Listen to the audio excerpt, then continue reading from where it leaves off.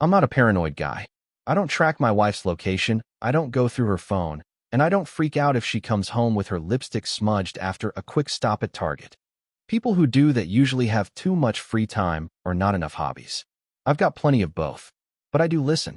And when your wife tells you for the third time in a month, "I never said that," when you're positive she did, you start to wonder. It started small. Nothing dramatic. A few contradictions in passing. Me. You said you had dinner with Dana Tuesday. Her. No. I said Dana was going to dinner. I stayed home. Me. You literally told me you ordered sushi together. Her. I never said that. I let it go. At first. Maybe I misheard. Maybe she meant something else. People misremember things all the time. But then it happened again. And again. And then on a random Thursday night, I walked into our living room, asked how her therapy session went, and she blinked at me like I'd just spoken Portuguese. What therapy session? The one you said you scheduled yesterday. I never said that. That's when I knew something was off. Because she did. I remembered it clearly. She told me, while setting the dinner table, said she was finally going to follow through on working on herself. I even congratulated her. Toasted to it. With wine. You don't hallucinate toasts. My name's Dean, by the way. I work from home. Not because I'm lazy or broke, but because I actually run IT support for one of the companies that makes the smart devices you probably have in your house. You know, the kind that listens when you talk and somehow still screws up your grocery list? Yeah, that's me. So when I tell you I knew exactly how to find the truth without lifting a single pillow or scrolling through her messages, I mean it. See, our house is fully integrated. Smart thermostat, smart doorbell, smart oven, and the big one, Alexa. Not the standard puck you grab off Amazon for $20. No, we had the Echo Studio, connected to every room, with multi-user voice recognition, synchronized logs, and yes, conversation history. Amazon says it's for improving performance. I say it's a confession booth with Wi-Fi. She was working late that Friday, again. Third week in a row she'd claimed the monthly reports were backed up and needed her direct input. She's a project coordinator at a nonprofit. Her biggest crisis usually involves printer toner. But hey, I've lied to my boss too, so I gave her the benefit of the doubt. Instead, I poured myself a drink, popped open my laptop, and accessed our Alexa account from my admin console. Now, most people don't know this, but if you dig past the friendly settings menu, there's an advanced log of every voice interaction. Every play, pause, reminder, or add to list command, complete with timestamps. And voice ID tags. Because Alexa, bless her glitchy heart, stores a sample of the speaker's voice to better recognize them next time. So I scrolled. Tuesday, 6:43 p.m. Voice, unknown male. Command, Alexa, play the date night playlist. I froze. I never said that. Not on Tuesday. Not ever. My voice was tagged as Dean. Hers was Mara. This was someone else. And I knew what date night playlist meant. It wasn't subtle. Marvin Gaye. John Legend. That awful acoustic version of Sexual Healing she claimed was classy. The same one she played the first night we... Well, you get it. I kept scrolling. Tuesday, 6:49 p.m. Voice Mara. Command, turn lights to 20%. Living room only. Tuesday, 6:51 p.m. Voice, unknown male. Command, lock front door. Cute. Now, I could have confronted her then and there. Hey babe, why is Alexa playing our date night playlist for some mystery baritone when I'm working the late shift? But no, because liars panic when cornered. And panicking people say anything to survive. I didn't want to panic. I wanted proof. And I wanted it with stereo quality playback. So I built a trap. You can't normally make Alexa record full conversations. That would be illegal, even creepy. But I work for the infrastructure company that licenses Alexa's voice API to third-party developers. Which means I have access to tools the average jealous husband does not. So I rewrote a skill. Custom, undetectable, hidden behind a dummy routine called wind down meditation. Triggered by the phrase, Alexa, play the date night playlist. When said, it would play the usual music and begin streaming audio to my private S3 bucket. I tested it. Worked like a charm. Then I waited. Next Tuesday, she left for Pilates. Left dressed like she was heading to a rooftop cocktail party. She always changed into yoga pants once she got there, she said. Sure. I checked the log from my phone. 6:42 p.m. Play date night playlist. 6:43 p.m. Turn lights to 20%. 6:44 p.m. Set bedroom temperature to 70 degrees. 6:45 p.m. Recording started. My heart didn't race. It didn't sink either. It just adjusted. Like a machine switching modes. I let the recording run. I didn't listen to it live. That's not how this works. No. I waited until the next morning. Waited until she kissed me goodbye, told me she slept like a rock, and left for work with a thermos full of hand-ground coffee I made her. Then I sat down, headphones on, file open, and hit play. The first sound? Her voice. Soft. Flirty. Alexa, lower volume. Then a male laugh. Same playlist as last time. Don't make me change it. Muffled kissing. Then something I didn't expect. The man, whoever he was, said, "I still think we should just tell him." Her voice dropped. "We can't. Not yet." "Why not?" "He's complicated." Complicated. That was the word she used to describe me. The guy who built her resume, paid off her credit cards, and fixed her mom's leaking roof last Thanksgiving while she was in Cabo for work. I didn't listen to the rest. Didn't need to. I had enough. Not just the voice. Not just the betrayal. But the way she said it. Like I was a detail. An obstacle. A puzzle piece she couldn't quite jam into the frame. I wasn't angry. I was activated. Because now I had the how. And I was about to weaponize it in a way neither of them saw coming. There's a moment after betrayal that nobody talks about. Not the explosion. Not the yelling or crying. I'm talking about the silence right after. That deep, unnatural calm where your brain stops reacting and starts engineering. Some people scream. I open spreadsheets. The night after I listened to the recording, well, the first 5 minutes anyway, I didn't rage. I didn't cry into a beer or call a buddy. I sat down, opened my laptop, and built a folder titled Mara Project Closure. Inside, I made subfolders. Audio, voice logs, timeline, revenge strategy. It wasn't petty. It was necessary. Because this wasn't just about cheating. It was about the insult, the arrogance of thinking I was too stupid to notice, too comfortable to act, too soft to retaliate. She underestimated the one man in her life who reads privacy policies for fun. The next phase was editing. Raw audio is messy. You've got background hums, inconsistent levels, ambient room echo. And if you want it to land, really land, you need to clean it up. So I pulled the raw Alexa stream into Adobe Audition, ran a noise reduction pass, isolated their voices, clipped out the fluff, the moans, the generic kissing sounds, the throwaway lines. What I focused on were the statements. Him, we shouldn't keep sneaking around. Her, he'd never believe it. He still thinks I'm going to therapy. Him, so you never told him? Her, told him what? That I'm banging our marriage counselor. Pause. Play again. That I'm banging our marriage counselor. There it was. One line. One sentence. And suddenly, everything changed. Rewind the story for a second. 6 months ago, Mara told me she was feeling disconnected. Wanted to work on communication. Said therapy could help. And honestly, I agreed. Marriage isn't a sitcom. People grow, stall, regress. So we booked sessions. Together. Once a week, for 6 weeks. The counselor's name was Dr. Evan Whitmore. Late 30s, shaved head, always wore dark jeans and a blazer like he'd just walked off a TED Talk stage. He had that calm voice therapists have, the one that makes you feel like you're always half an inch from a breakthrough.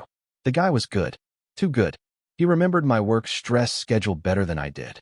He'd ask about deadlines, then glance subtly at Mara like, see? That's why he's emotionally unavailable. I didn't realize it then, but he was positioning me, slowly, methodically, like a chess match where your queen's been dead for 10 turns and you're just starting to notice. And now here he was, in my house, using my playlist, telling my wife he wanted to come clean. To me. About her cheating on me. With him. Our marriage counselor. I laughed. Loud. It echoed across the room like a shotgun blast in a library. Because now the game had changed. Now it wasn't just about betrayal. It was about exposure. So I started cutting the audio for clarity. Trimmed the fat. Labeled the key segments. Clip A, confession. Clip B, lie about therapy. Clip C, he's complicated. Clip D, I'm banging our marriage counselor. Then I asked myself a simple question. Where would it hurt the most? Not just Mara, but him. Mara, you see, is a podcast junkie. The kind of woman who thinks listening to stories of emotional healing counts as personality. Her favorite? A show called Heartline, hosted by some overly empathetic woman named Bree with a voice like lavender tea and breakup candles. Every Thursday, Bree reads listener stories, anonymous heartbreak, betrayal, healing journeys. Then she unpacks them like an emotional archaeologist and plays voice notes sent in by fans. Mara listens religiously. Sometimes I'd walk into the kitchen and she'd be standing there barefoot, glass of wine in hand, nodding along as Bree dissected someone's spiral into codependency. You should listen, she'd say. It's cathartic. Cathartic. Sure. Let's make it really cathartic. I created a fresh Gmail. Heartlinealistener88@gmail.com. Then I wrote a short email. Hi Bree. Long-time listener. First-time sharer. This week's episode about honesty and hiding things hit me harder than expected. I recently discovered my wife was cheating with our marriage counselor. I have a short audio clip I'd like to anonymously submit. You don't need to mention names. Just play it. It speaks for itself. Thanks for what you do. It helped me process the worst week of my life. D. Attached, a 42-second clip labeled for Bree, final.mp3. It was clean, brutal, perfect. Mara's voice. He still thinks I'm going to therapy. His voice. So you never told him?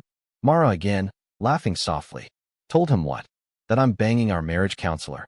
Then a pause, followed by a gentle Alexa chime and the opening notes of John Legend. End clip. I sent the email on a Friday. By Monday, no response. I waited. Checked the show's socials. Still nothing. By Wednesday afternoon, I figured maybe they didn't go for it. Maybe Bree had standards. Maybe she could smell the revenge baked into my submission. Then Thursday came. I saw Mara at breakfast. She had her earbuds in, sipping her coffee, nodding slowly like she was listening to scripture. I watched her quiet. Then I heard it. That voice. Bree. And this week, we're exploring emotional intimacy, what we share, what we hide, and how trust can be shattered when we least expect it. Mara blinked, paused, then played it again, slightly louder. Bree continued. One listener sent us an audio clip, something deeply personal, raw, and, well, I'll let you hear it for yourself. I watched her. I saw it land. The instant recognition. Her coffee cup stopped midair. Her jaw slowly slackened. Then came her voice from the phone speaker. Told him what? That I'm banging our marriage counselor. I'll never forget her face. Eyes wide, skin pale, lip trembling, not out of sadness, but calculation. Trying to figure out who knew, how it happened, if it was her voice, if there was a way to deny it. Spoiler, there wasn't. She didn't look at me, just slowly set her coffee down, stood up, and walked out of the kitchen like a ghost that had just seen its own funeral. I said nothing, did nothing, just finished my eggs. That episode went viral. Over 1.2 million listens in a week. The clip got clipped, posted to TikTok, stitched with dramatic music. Theories flew. Reddit exploded. People tried to guess identities. Bree never revealed a name. But I didn't need fame. I needed impact. And the next morning, I got it. I received a call from an unknown number. It was Dr. Whitmore. Dean, he said, breathless. We need to talk. Do we? I know what you did. I doubt that. This is illegal. You can't just send recordings. You're a licensed counselor, I said. And you slept with a married client you were treating alongside her husband. You want to go legal? Let's go legal. Silence. Dean, please. I'm being investigated. Good. Click. Mara stopped sleeping at the house. First it was space. Then it was processing. Then one day I came home and half her stuff was gone. Not packed. Just gone. Like it never belonged here. She didn't leave a note. Didn't call. Didn't even take the Alexa. Which, ironically, felt like leaving behind the murder weapon. So now it's quiet. Not peaceful. Not yet. But quiet. I still wake up sometimes and half expect her to say, I never said that, when I replay something in my head. But now I know better. Now I keep the logs. Now I write everything down. And Alexa? She's still here. But she's learned something too. When I say, play the date night playlist, she responds, I think you deserve better music. Smart girl. I thought I was done. Honestly, after the podcast aired, after Mara went ghost, after Dr. Whitmore's voice cracked through the phone like a man realizing his whole career was about to be flushed down a marble toilet, I figured the story had ended. Turns out, I was just at the intermission. Because once the public gets a taste of blood, they want the backstory, the receipts, the mess. And buddy, There was so much mess still hidden under the rug. The day after Heartline aired the clip, my phone blew up. Texts from unknown numbers, emails, even a voicemail from an old college friend I hadn't spoken to in 6 years. "Dude, is that your wife on that podcast?" I didn't answer. Not because I was hiding, I just didn't care. My part was done. I didn't need applause or validation. That wasn't the point. But then Reddit got involved. And suddenly, the story went from anonymous betrayal to a full-blown investigation. Because Reddit doesn't sleep. And someone somewhere recognized the voices. It started on a relationship advice thread. A user named Therapist Thief posted a breakdown. I swear I recognized the guy's voice in the clip. Sounds exactly like this local therapist in my city, Dr. Whitmore. I saw him once for a couple session last year. He was dating his assistant at the time. Comments exploded. People who'd seen Whitmore. People who had Whitmore.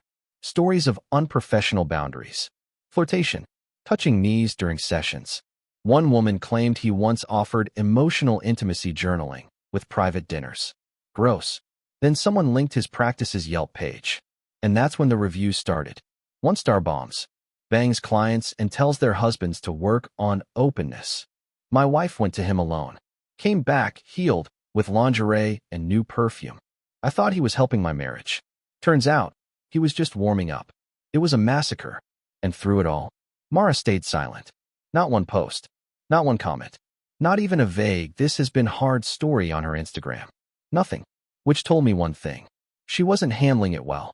The silence broke a week later. Thursday morning. My phone buzzed. Not a call. An email. Subject line, "You win." It was from her. No greeting. No name. Just words, typed tight, like her hands were shaking. "I know what you did. I know it was you. The podcast, the recording, the setup. I hope it made you feel powerful. Because all it did was burn everything. He's under investigation. I lost my job. My friends think I'm disgusting. My mother won't speak to me. I can't go online without seeing my face edited onto memes. You won. Congratulations." Then, after a full line break. "But you don't know everything." I reread that part a few times. Then again, it was bait. Obvious bait. Still I bit. I wrote back. "Okay, tell me." She didn't reply that day. Or the next. But 3 days later, a manila envelope showed up at my doorstep. No return address. Inside, a USB stick. Real dramatic, right? But I plugged it in. Scanned for malware. Habits die hard. Then opened it. A folder titled, "Before You Think You Knew Everything." Inside were 7 video files. All dated from before we even started therapy. The first one was from 5 months earlier. A birthday dinner. Her coworker had filmed it. I remembered that night. She'd told me she was staying late for an end-of-quarter celebration. There she was, laughing. Champagne in one hand, Dr. Whitmore beside her. He wasn't acting like a therapist. He was acting like a boyfriend. Arm around her chair, whispering in her ear. She giggled, then kissed him on the cheek when someone made a joke about work spouses. The camera panned away, but not before catching her whisper. "He still thinks I'm at work." She wasn't just cheating. She was planning it, practicing it, perfecting it. And not recently. Not after the marriage had cracks. Not after the arguments. No, this started when we were still trying. The next file? Hotel footage. I don't know how she got it. Maybe a friend, maybe a hookup at the front desk. But it was Whitmore walking out of a downtown hotel at 7:15 a.m., adjusting his collar. And Mara leaving 2 minutes later. That video was time-stamped 6 days before we ever stepped into his office for our first session. Let that sink in. Our marriage counselor was already sleeping with her before he asked me to describe my emotional availability. I almost laughed. Because it was so on the nose it felt like a parody. I wasn't just the chump. I was the client. Paying hourly. For betrayal. But the final video? That one hit different. It was from a GoPro, hers. She used to wear it when she biked the trail near our neighborhood. Always said it made her feel safe. Recorded cars, license plates, just in case. This time, it was running while she had a full-blown phone call. With him. It started mid-sentence. "If he finds out, I'll lose everything," she said. "He won't," Whitmore replied. "He's passive, trusting. I feel bad sometimes." "Don't. You're allowed to be happy. But I still wear the ring. Because it's convenient. Don't overthink it. What if I do overthink it? Then I'll tell him myself." Pause. "I'm not ready for that." He chuckled. "Then keep lying." They both laughed. End recording. I sat there for a long time. Not because I was angry. I wasn't. Not anymore. I was disgusted. Because that's what it really was. Not just infidelity, but the performance of loyalty. She wore the ring like it was camouflage, smiled like a politician, came home from another man's arms, and kissed me like I was an accessory. The betrayal wasn't the sex. It was the theater. So I packaged it all. The USB, the files, the envelope, and sent it to the ethics board for licensed therapists in our state. No note, just the evidence. Let them figure it out. And then, I finally did what I'd been meaning to do for weeks. I walked into our bedroom, looked at the Echo on the nightstand, picked it up, and said, "Alexa, factory reset." She blinked blue. Word. Then fell silent. Fresh. Clean. Like none of it ever happened. Closure is a myth. People like to think it arrives with a bow, a final confrontation, a dramatic storm out, or maybe a courtroom-style confession where someone finally admits, "You were right. I was wrong. I'm trash." But it doesn't work like that. Real closure doesn't come from apologies. It comes when you no longer need one. And I thought I'd hit that point. I really did. I submitted the evidence. Watched Whitmore's name vanish from the state's therapist registry within a week. His website went offline, his license flagged, under investigation, suspended pending review, and his phone line disconnected completely. Mara disappeared too, from socials, from town, from relevance. The woman who once filled entire weekends with influencer brunches and self-care Sundays suddenly had no grid presence. It was as if the algorithm forgot her on purpose. So yeah, I should have felt done. But the story wasn't done with me. Because just when I started to enjoy silence, she knocked on my door. It was raining. Of course it was.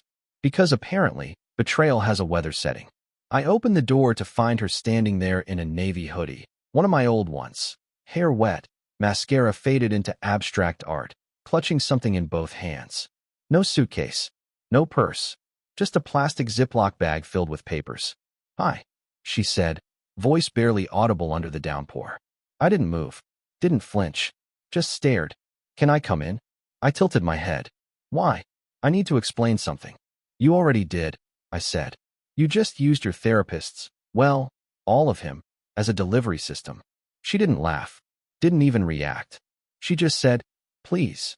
And for reasons I still don't fully understand, I stepped aside. She didn't sit down. Just stood there in the foyer, dripping onto the hardwood, clutching that bag like it was the last piece of a puzzle only she could solve. "I'm not here to ask for anything," she said. "No second chance. No forgiveness. I know that ship sank, caught fire, and exploded. Then talk." She opened the bag, pulled out a stack of printed documents. Some were hospital records. A few were emails. One looked like a birth certificate. She handed me the last one. And suddenly, the whole story twisted. It was a form from an OBGYN clinic. Date: 3 years ago. Patient: Mara D. Bennett. Condition: terminated pregnancy, 12 weeks. I stared at it, then looked up. She nodded. "It was his," she said. "Whitmore." "No. Someone else. Before him." I didn't speak. She handed me the next one, an email thread between her and a man named Tyler. They were brief, cold, to the point. Arrangements. Deletions. A warning to never contact her again. Then the final email. "You got what you wanted. Don't ever use my name again." She waited. I said nothing. Then she finally dropped the line she came here to deliver. "I've been broken for longer than you know, and I dragged you into it like an anchor. Here's the thing about bombshells. They lose power when you've already walked through the fire. 3 months ago, I might have cried, demanded answers, ranted about all the lies stacked like kindling beneath our marriage. But now, I just felt numb. Not the dead kind. The done kind. "You're not here to fix anything," I said. "You're here because there's no one left to lie to." She blinked. And for a second, I swear she smiled. "You're right," she said. "You're the last person who ever believed me, even when I didn't deserve it." I handed the papers back. "I don't want these. They're yours." "No," I said. "They're your weight. Keep carrying it." She finally sat, not like she belonged, but like gravity had yanked her down. Her knees touched. Her hands wrung the hem of her hoodie. She looked up. "There's more." "Of course there is." She didn't flinch at the sarcasm. "I didn't come clean because I felt guilty. I did it because I thought I was losing him." "Whitmore." She nodded. He started pulling away, talking about ethics, boundaries, Said he couldn't be involved if I didn't make the marriage formally over. That's when I started pushing therapy. Not for us, for him. I leaned against the wall. You tricked me into therapy to convince your affair partner that your marriage was worth ending? She had the decency to look ashamed. I told him I'd confess eventually. He said if I didn't, he would. That night you sent the clip to the podcast, he was supposed to come clean. I smirked. Guess I beat him to it. She laughed once, a bitter, sharp thing that died immediately. Then the room went quiet. After a few minutes, she stood up. Didn't ask to stay. Didn't plead. Just looked at me one last time. I won't bother you again, she said. I know. Then she left. No hug. No look back. Just a wet trail of footprints slowly fading on the floor. I burned the documents. Not for drama. Not for closure. Just to be sure they didn't outlive their usefulness. I watched them curl and blacken in the fireplace until the clinic logo turned to ash. Weeks passed.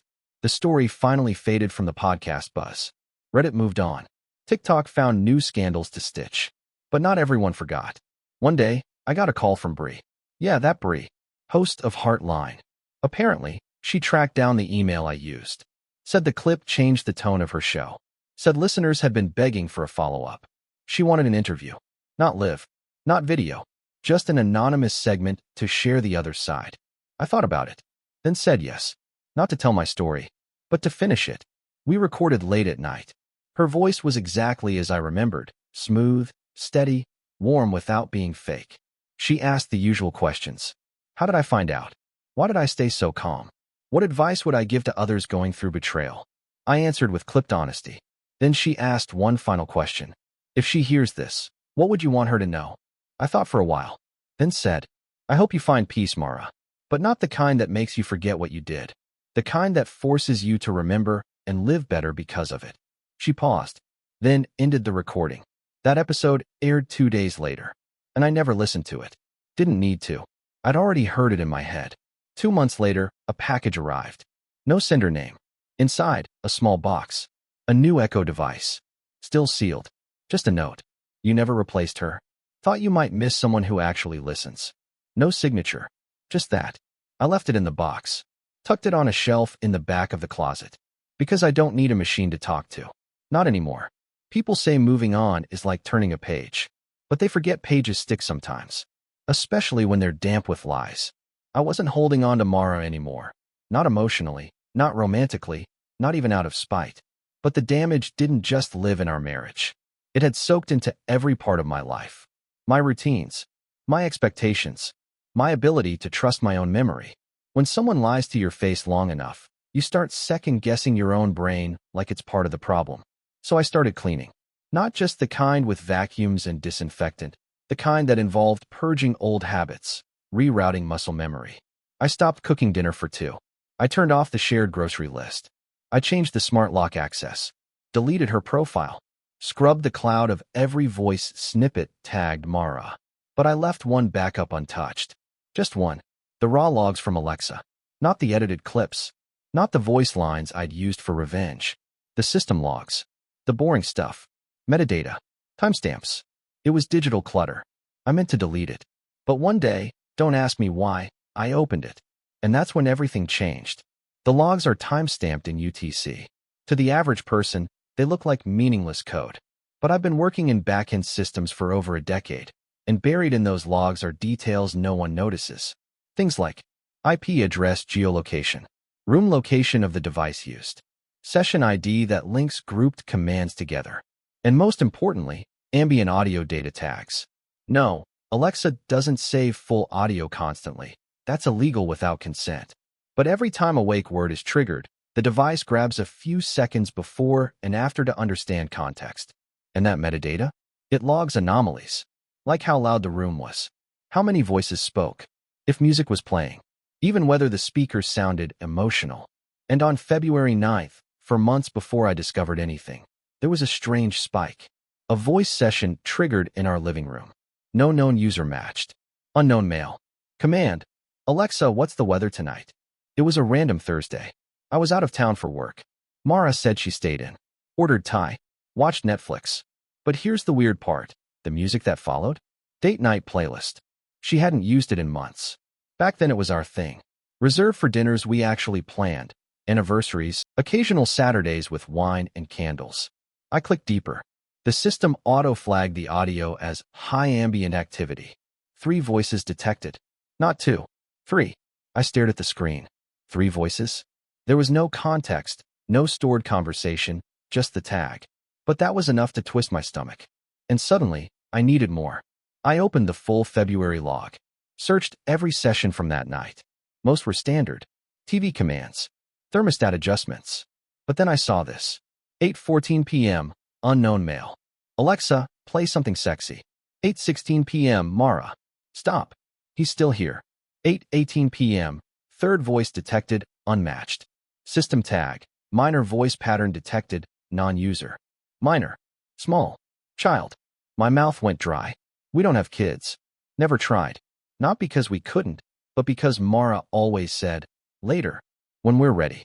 But this wasn't a neighbor's kid or background noise. This was inside my living room. I ran a cross-check against the voice profiles.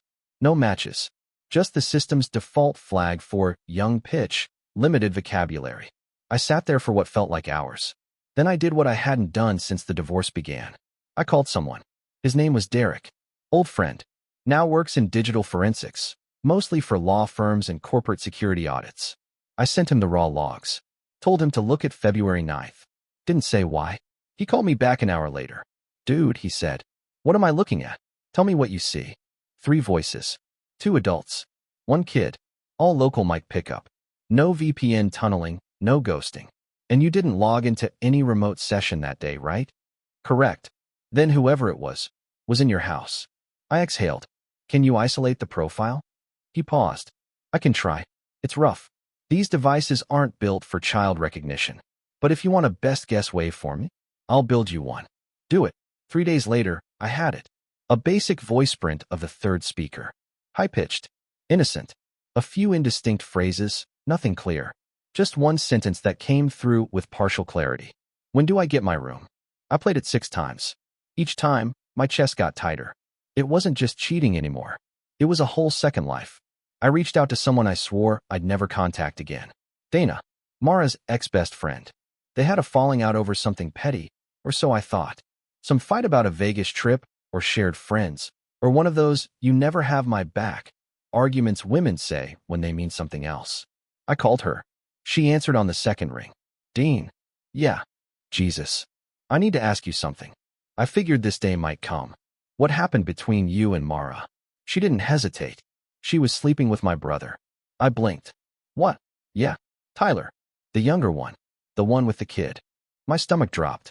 And how long was that going on? 6 months. Maybe more. She told him she was going to leave you. Said they'd start fresh. Said she loved his daughter like her own. His daughter? Yeah. Kaylee. 4 years old. What? I didn't answer. But my mind was already racing. Because now everything fit. 3 voices. 1 child. A man I'd never heard of. A life that had been layered beneath mine like a second skin. And Mara had kept it hidden with the skill of a sociopath. I ended the call. Walked to my desk. Opened the drawer where I'd stashed her last letter. The one with the echo. The note about missing someone who listens. Pulled it out. Read it again. She'd never signed it. Never written her name. But the message hit different now. It wasn't about Alexa. It was about the kid. Someone who actually listens. Was that her daughter? Someone she played house with? Someone she imagined raising while lying to me about not being ready? I opened my closet. Grabbed the box with the new echo still sealed inside. Set it on the table. And said, one more time. I plugged it in. Linked it to a hidden cloud account. Enabled debug mode. Then issued a new command. Alexa, pull archive device IDs by physical MAC filter. It beeped. Logged 3 old device fingerprints. One of them was unfamiliar. A sub-device, not one I bought. Linked to a child-oriented voice pack. A kid's edition Echo Dot. That had been paired to our main unit. Briefly, then removed.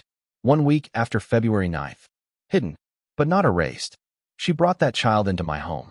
Paired a second Alexa unit. Set up a profile. Then removed all traces after I got back. She didn't just cheat. She played mother. In my house. With another man's child. While telling me, you'd make a great dad someday. This wasn't just betrayal. This was delusion. Mara hadn't just lied. She'd lived the lie. carved out a secret domestic life inside the shell of our marriage. Used our smart system like a stagehand behind curtains, changing props, shifting scenes, running lines. And now I wasn't angry. I was terrified. Because people like that, they don't stop. They reinvent. Over and over. Until someone stops believing them. Or until they destroy everything in the process. So I built the final file. Pulled all the logs. All the voice prints. The timestamp pairing of the kids' echo. The background tags. And created a new presentation. Version 2, Domestic Simulation. With one final slide. A waveform comparison. Child's voice on top. Mara's command right after. And a caption. Alexa, delete the pairing. But the cloud never forgets. And neither do I. The cloud never forgets. People do. People lie. People rewrite the past. But the systems we build? They remember everything. Every command. Every whisper.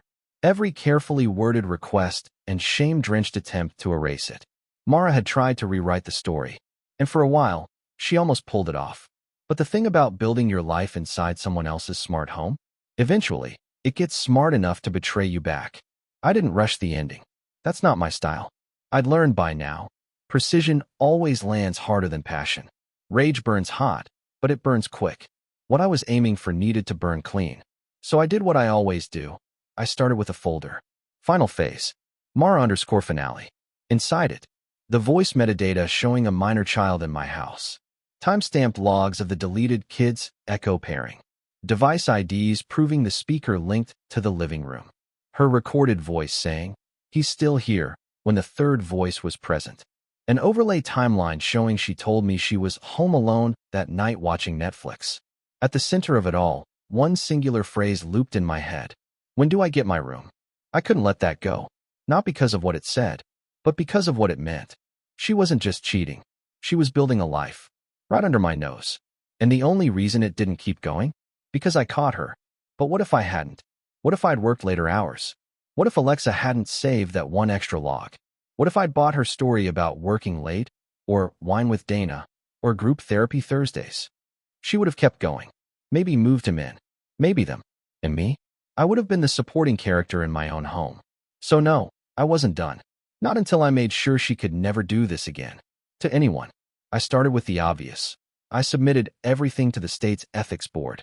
Again, they'd already suspended Whitmore based on the podcast fallout. But now I was handing them a new narrative. One that showed Mara had not only manipulated her therapist and her husband, but used the guise of treatment to live out a double life. And she did it by lying to everyone. Professionally, ethically, legally. The child being in the house. That wasn't just wrong. It was criminal deception. No consent. No notification. And if the parents weren't both aware, that could tip into child endangerment territory. The state had already been cautious with Whitmore. But this was blood in the water. They reopened the investigation. Not just on him, on her. Why? Because after therapy ended, Mara briefly became a wellness coach. Unlicensed. Freelance. But she marketed herself on Instagram as someone who helped emotionally disoriented women rediscover self-worth through guided healing and narrative rewriting. Sound familiar? She was using my language, my story, to sell her next act. And that made her dangerous. I contacted a journalist. Not a tabloid parasite, a real one. Investigative. Smart. Based in our city. She'd written a piece 2 years back on therapy scams, credential fraud, client manipulation, that kind of thing. I sent her an email. No subject line. Just a file link and 5 words. You'll want to hear this. She replied 40 minutes later. Holy sh*t. Can we talk? We met in person. Neutral place. I laid everything out. The timeline, the recordings, the data trail, the affair, the false coaching narrative. I didn't name names immediately. She said she could redact identities. I gave her what she needed. 2 weeks later, the article went live. Inside the Smart Home. How a marriage counselor's affair sparked a double life. And a digital trail that exposed it all. It didn't say Mara. But it didn't have to. People knew. The Reddit thread from months ago? Reignited overnight. Someone posted side-by-sides of Mara's old Instagram posts and lines quoted in the article. Phrases like narrative rewriting and healing through presence. Word-for-word matches. Comment sections lit up. So did DMs. Her coaching brand? Gone. The link tree? Disabled. The business site? Offline. Her podcast interviews scrubbed from YouTube within 48 hours. I didn't reach out. Didn't text her. Didn't gloat. That part of me. Dead. But what I did do was send a package. One more. Final. Untraceable. Inside. A USB. Labeled in black marker. Play me when you're ready to stop lying to yourself. Inside that USB. The audio of the child. The pairing logs from Alexa. Her voice saying, "He's still here." The overlay of Tyler's voice from Dana's voicemail, digitally enhanced to match the original command issued from my house. And finally, a short video. Me. Just me. Calm. Unshaven. Staring straight at the camera.